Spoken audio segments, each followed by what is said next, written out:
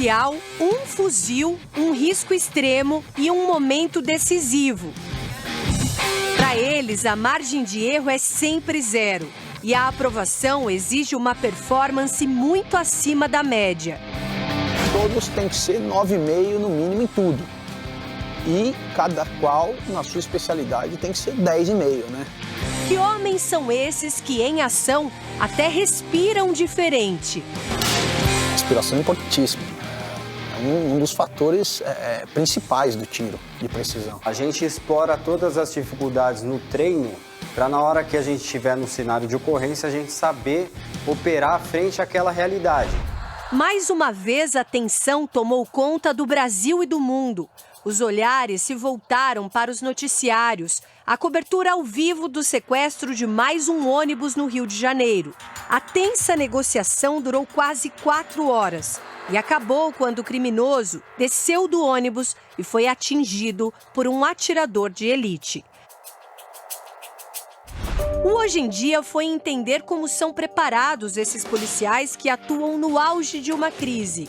No GER, o Grupo Especial de Reação da Polícia Civil de São Paulo, as estratégias de atuação misturam técnicas táticas da polícia europeia e da americana.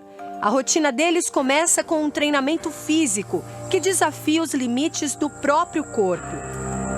Vai para a água às 5 da manhã com esse calorzinho que está hoje, por exemplo, e sem chiar, por exemplo, é uma das coisas. E vai ter que correr 15 quilômetros com 20 quilos nas costas. Vai ter que fazer isso porque tem que ter treinado em casa. Então são algumas coisas que a gente tem que testar, porque é uma ocorrência que ele pode estar 3 dias fora de casa com 20 quilos de equipamento, pouca comida, no meio do mato. Os treinos de tiro também são diários e podem se estender por até 20 horas. A complexidade do tiro de precisão é muito maior. Não é só parar, chegar e efetuar o disparo. A conversa dele com a arma, né? com a luneta, a regulagem, cano, então são ajustes muito finos para poder ser feito. Não importa a quantidade de disparos, mas o nível de acerto.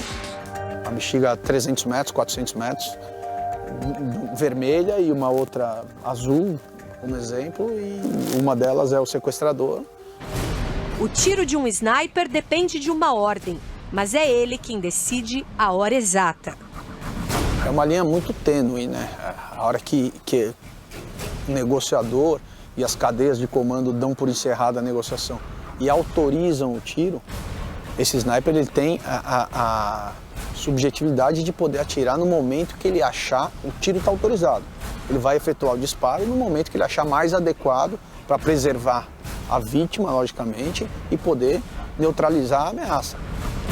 Um sniper precisa de muito mais do que um fuzil de precisão. Dá uma olhada só no kit imprescindível. Um medidor de distância, uma bússola, binóculo, esse equipamento que verifica condições de vento, temperatura, pressão atmosférica e principalmente um bloco de notas. O que tem nesse bloco de anotações que pode ser crucial para o momento decisivo? Olha, esse bloco de anotações, na verdade, é mais um instrumento de trabalho no qual o atirador, o observador precisa, porque para cada local, para cada cenário que ele vai atuar, ele precisa medir as condições que ele vai ter para efetuar esse disparo. Tudo é calculado. O sniper precisa entender de matemática e física. Eu tenho a medição de altura, latitude, longitude, a pressão atmosférica, a bússola, a velocidade do vento, tá certo? Temperatura. Tudo isso vai influenciar na balística, ou seja, no ponto de impacto que vai ser atingido com o projétil que vai sair da minha arma. Tudo isso, se eu não souber calcular, vai contribuir para que eu erre o tiro. O sniper nos mostrou como funciona o medidor de distância. Aqui eu tenho um telêmetro, né, que vai me ajudar a obter as distâncias para que eu possa fazer a compensação balística. Também é um equipamento, né, moderno, né, até porque antigamente você tinha que fazer a conta através do retículo da tua luneta, então você não tinha nada disso, você fazia a conta no lápis, como eu te falei. A bússola indica a localização exata para o restante do grupo. No caso de um estádio, por exemplo, se eu identificar uma ameaça dentro de uma arquibancada, eu preciso falar para ele, ó, tá 36 graus noroeste. As condições climáticas interferem diretamente no disparo. Aqui eu tenho um anemômetro, né, um instrumento que vai me ajudar a medir a velocidade do vento, né? Isso é muito importante porque ele vai influenciar na lateralidade do ponto de impacto do projétil. Dependendo do vento e da distância que eu tiver, esse tiro vai pegar do lado. Além de eu errar o alvo que eu quero acertar, eu ainda posso acertar um alvo que eu não quero acertar. E não tem como falar de sniper sem citar os atiradores do GAT, o Grupo de Ações Táticas Especiais. Isso porque depois do FBI, esse é o grupo de elite da polícia que mais atua em ocorrências com reféns no mundo. Em 30 anos, 785 casos, é muita experiência. Essa expertise, obviamente, depende de um treinamento rigoroso. Tenente Amorim, conta pra gente como é que é o treino de um atirador do GAT. O treino do atirador de elite, ele começa muito antes da própria seleção, né? A gente já seleciona um policial pronto na equipe tática, né? Um policial que já se destacou ali por ter uma proficiência de tiro.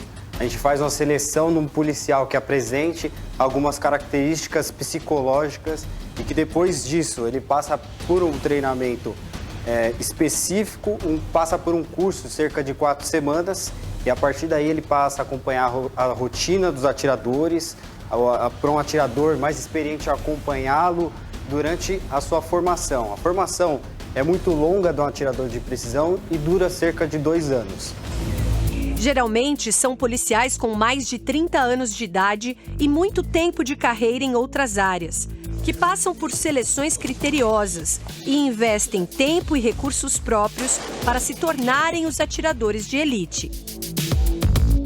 O sniper é um policial centrado, é um policial autoconfiante, ele inteligente, ele é um policial tranquilo, preciso e metódico nas suas ações. Os snipers do GAT agem em dupla, numa sintonia muito afinada. O atirador observador e o atirador principal. Qual a diferença do observador? Geralmente é um policial com menos experiência. A principal função dele é observar o ponto crítico, né? Mas ele faz estimativa de distância, estimativa de condições meteorológicas para auxiliar o atirador principal.